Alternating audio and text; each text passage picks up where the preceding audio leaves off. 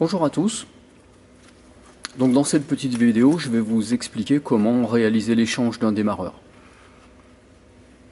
Le démarreur, sur cet engin, il est là. J'ai fait cette vidéo sur le Bobcat T140 que nous avons à l'atelier pour une raison simple, il est extrêmement accessible et pour vous montrer la méthode, ce sera beaucoup plus facile que sur un démarreur qui est caché, quoi. Le démarreur, c'est donc cette pièce qui comporte un moteur électrique sur cette partie-là, donc un moteur de forte puissance, et une sorte de relais qu'on aura l'occasion d'étudier en première, une sorte de relais qui est de ce côté-là. Le démarreur électrique, son rôle, vous le savez, c'est réaliser le démarrage de notre moteur thermique. Le démarreur électrique comporte une grosse borne plus qui est ici, et cette borne plus est reliée au travers d'un fil électrique de très forte section. Cette borne électrique est reliée au plus de la batterie.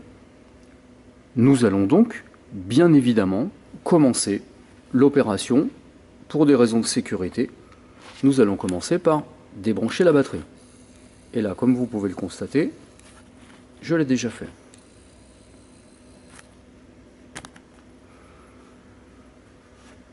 La batterie étant débranchée, comme lorsque je change un alternateur ou n'importe quelle pièce qui comporte des connexions électriques, je vais réaliser un repérage de mes fils électriques.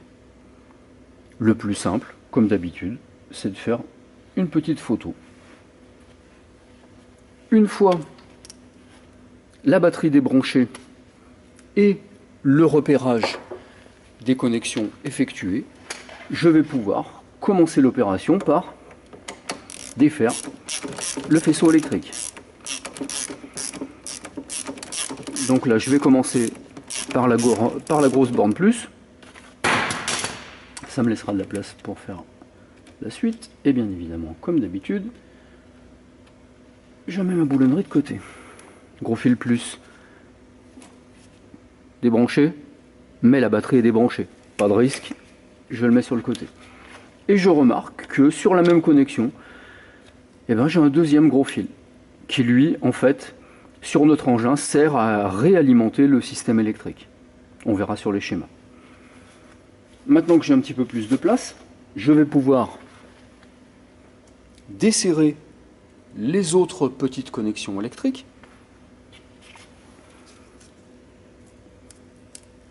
Je vais déjà desserrer pour gagner du temps.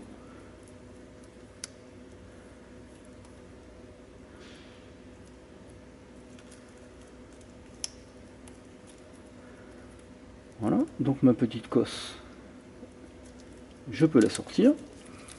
Et la cosse supérieure, qui est tenue avec le même accroc, je vais pouvoir la sortir aussi.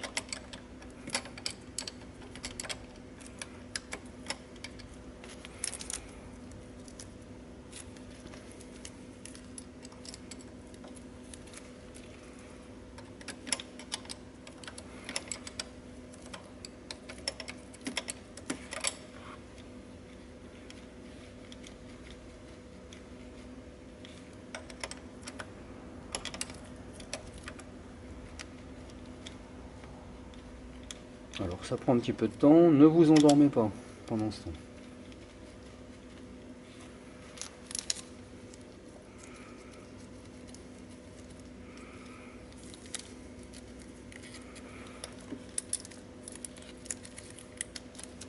Voilà, j'ai récupéré mon écrou et la petite rondelle.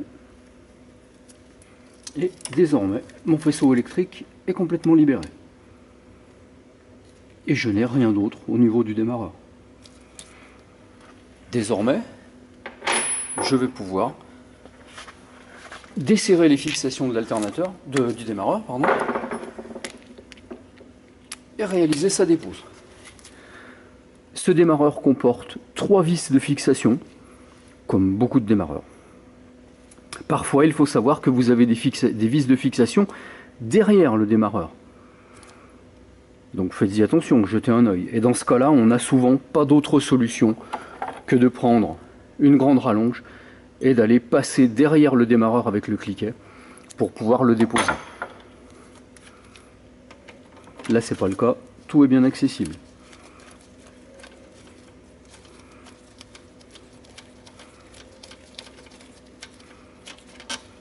Je dépose donc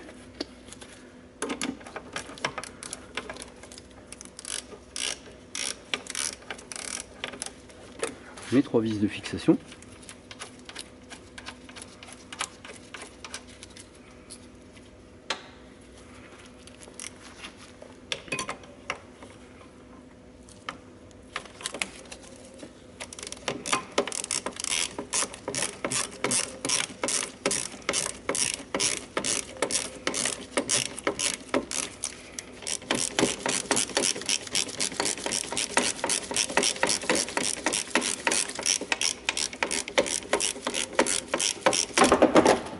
Et je récupère mon démarreur.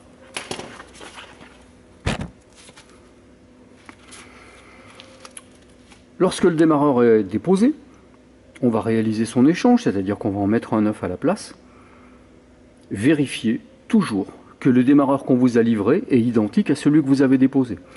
Évidemment, dans sa forme, suivant les marques, il peut y avoir quelques petites différences.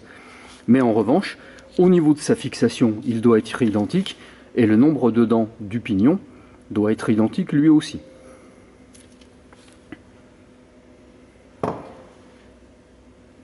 Avant de remonter le démarreur neuf, assurez-vous que la couronne de démarrage, c'est-à-dire le volant moteur, est en bon état.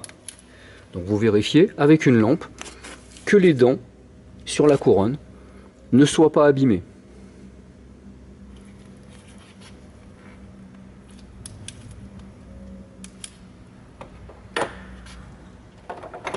Et une fois que vous avez fait vos vérifications, vous allez pouvoir replacer le nouveau démarreur en procédant exactement en sens inverse.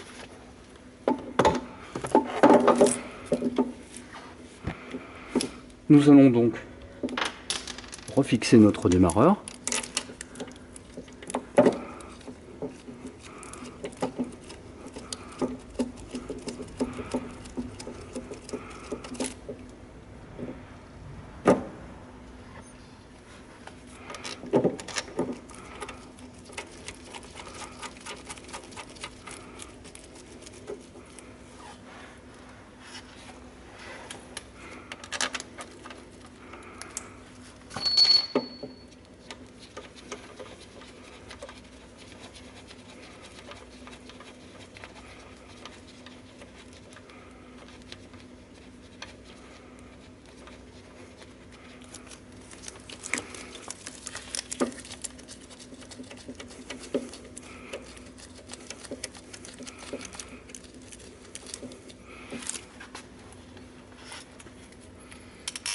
Lorsque vous avez serré les 3 vis à la main, vous faites un serrage définitif. Évidemment, je vous conseille de consulter la documentation technique pour serrer au couple, si toutefois le constructeur nous donne un couple de serrage pour les vis de démarreur.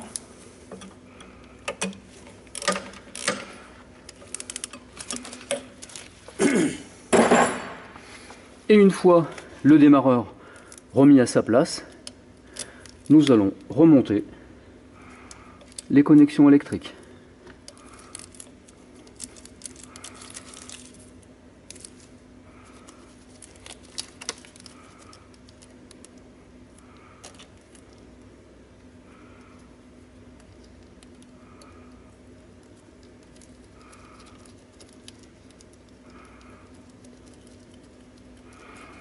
Donc là, je ne perds pas de temps sur la vidéo à les resserrer. C'est juste pour vous montrer le principe. On remet tout à sa place. On serre tout. Une fois que les connexions électriques sont serrées, que notre démarreur est serré, que nous avons fait les vérifications d'usage, il va nous rester à rebrancher la batterie et à réaliser, bien évidemment, comme toujours, un essai de fonctionnement pour vérifier que notre réparation est bien valide et que nous n'avons pas fait tout ça pour rien. Voilà, opération sur cet engin évidemment relativement simple dans la mesure où tout est bien accessible. Eh bien merci, et puis à très bientôt.